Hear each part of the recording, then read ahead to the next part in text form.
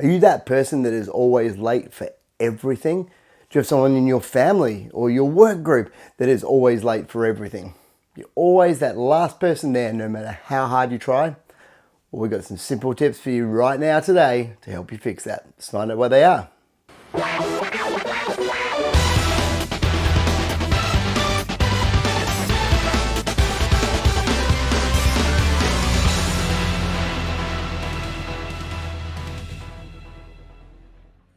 G'day, Simon from SPP Productivity, where we believe everybody has a deep down desire to be more productive.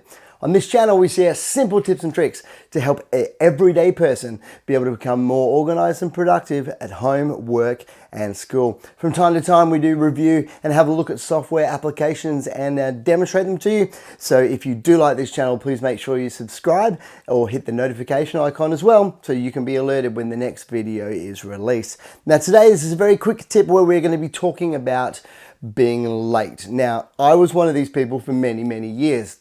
No matter how hard you try, you make sure you know exactly how long it takes to get from A to B, but you are always late. You're always the last one there, and it always stresses you out. People start saying to you, "Oh, late again, Simon, are you?"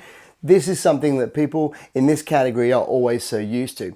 But there is a simple way to stop that, and that is what I call the 20-minute rule. Now, I myself have expanded that a little bit lately to the 30-minute rule, but you'll see why. But whichever works for you. But the baby steps one is the 20-minute rule. Now, most people that are late for everything will have a look at the time. They'll use Google Maps or some form of application like that that can tell them how long it'll get to take from A to B. So you know that it's going to take 30 minutes to get to your appointment, to your doctor's appointment, 30 minutes to get to your exam. You've plugged it in, you know exactly what it is. But the problem is you give yourself exactly 30 minutes. You've not allowed for any time for unexpected things to come up, for people to call, for for something to go wrong, for a traffic jam, for your daughter to not want to get out of the door to go to daycare, which I know well about.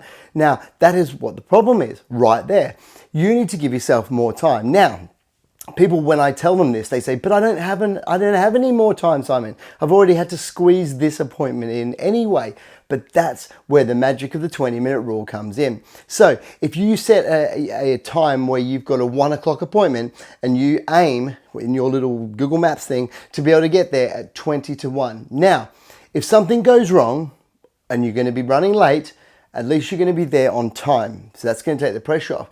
But if you're 20 minutes early, you then get a chance to be able to get things done that you wouldn't have been able to do otherwise without distractions because you're by yourself. So you can then, read a book, you can relax, you can do some meditation, you can go through your to-do list and make some quick calls or some emails that you need to get out of the way that otherwise would be pushed off into another list, that has to be done later because you're busy. So there's some things you can do, but you can also use that time as well, if you like, to be able to plan what you're going to be doing next. So basically you've given yourself 20 minutes extra time that you didn't actually plan to have.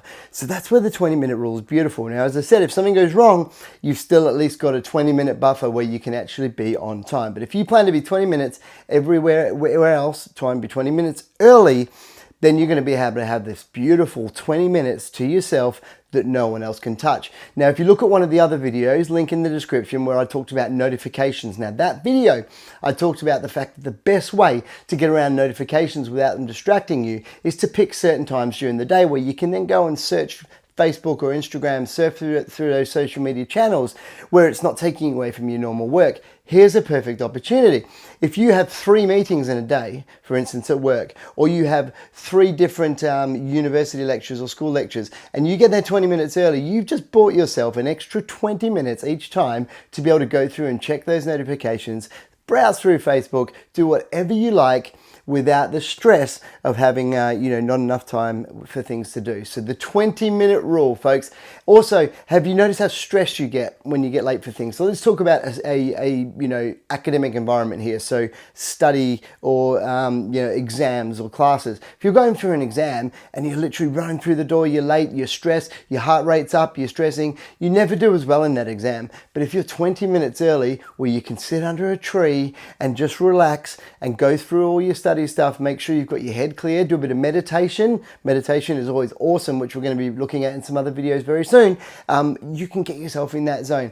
Same with a job interview. How often have you been to a job interview? You can't find parking because you didn't get the 20 minutes early, and then you're rushing, you're sweating, you're all stressed, and then suddenly you get into the interview, you muddle up your words, you don't know what you're doing, and you don't do too well. You get 20 minutes beforehand, you get time to meditate, get yourself into the right frame of mind, and then also get yourself to a position where you can have a look through the job application again and make sure you've got all things covered that you're going to talk about, and you walk into that interview relaxed and on song. So 20 minutes, guys, the 20 minutes rule, that's what I want you to do for the next week. Try it. It will work instantly for you if you're one of those people that struggle to be on time.